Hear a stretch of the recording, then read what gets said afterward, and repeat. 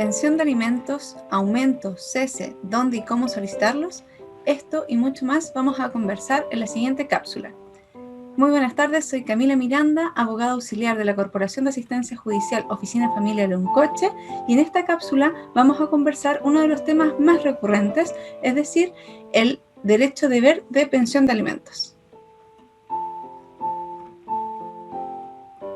En primer lugar, vamos a ver quiénes son las personas que pueden solicitar pensión de alimentos. Y en este caso, la ley es clara, ya que señala que en primer lugar pueden solicitar pensión de alimentos los cónyuges, es decir, el hombre o la mujer según sea el caso.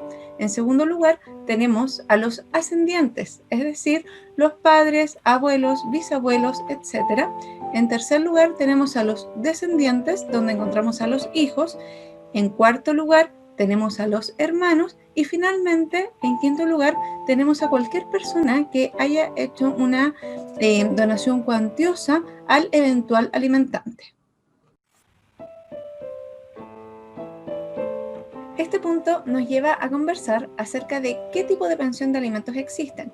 En este contexto vamos a ver que existen dos tipos de pensión de alimentos, los alimentos mayores y los alimentos menores. Tendrá derecho a solicitar alimentos menores todo aquel que tenga menos de 21 años, independiente si es que trabaja o estudia.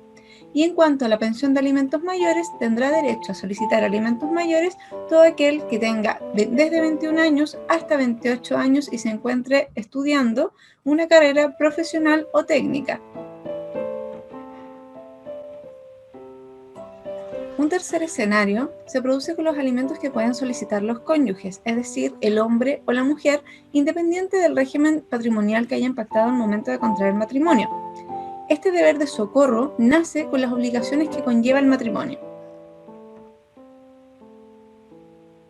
Para conocer cuánto es el monto en específico que uno puede solicitar por pensión de alimentos, es importante señalar que la ley establece diversos parámetros que el juez debe ponderar al momento de fijar una pensión de alimentos.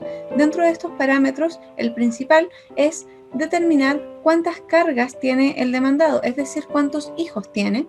En segundo lugar, conocer cuáles son efectivamente las necesidades del alimentario.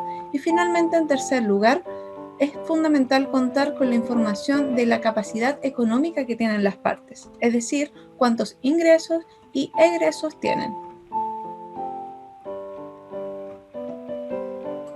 En cuanto a las cargas que debe soportar el demandado, es fundamental tener presente que la ley establece un mínimo.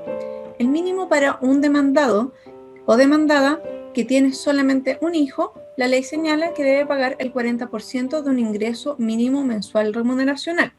A su diferencia, si es que el demandado o demandada tiene más de un hijo, la ley señala que el mínimo a pagar por pensión de alimentos será el 30% de un ingreso mínimo mensual remuneracional.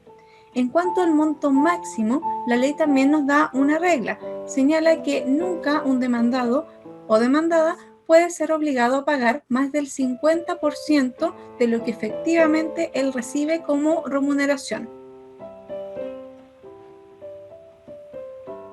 En cuanto a las necesidades económicas del alimentario y la capacidad económica de las partes, son dos elementos que el juez debe ponderar caso a caso, puesto que cada persona tiene necesidades económicas especiales, así como también la capacidad económica es diversa de un lado a otro, puesto que hay personas que perciben al mes menos que el ingreso mínimo mensual remuneracional, y en ese caso el juez tiene facultades para disminuir el monto mínimo que establece la ley.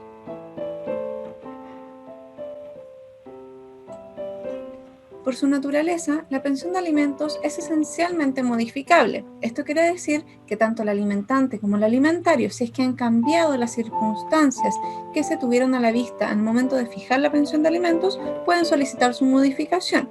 En el caso del alimentante, puede solicitar aumento de alimentos y en el caso del alimentario puede solicitar rebaja de alimentos o cese de alimentos, siempre que cuenten con antecedentes para acreditar que han cambiado las circunstancias. El cambio de circunstancias se debe acreditar al juez. Existirá cambio de circunstancias para el alimentante cuando, por ejemplo, antes tenía trabajo y ahora se encuentra en cesantía, o, por ejemplo, antes tenía solamente un hijo y ahora tiene más cargas legales. En cuanto al alimentario, También deberá acreditar su cambio de circunstancias cuando, por ejemplo, antes no estaba estudiando y ahora comenzó a estudiar una carrera técnica o profesional, o cuando antes se encontraba en una situación de salud estable y ahora tiene alguna enfermedad. Estos son solamente ejemplos, puesto que cada caso es particular.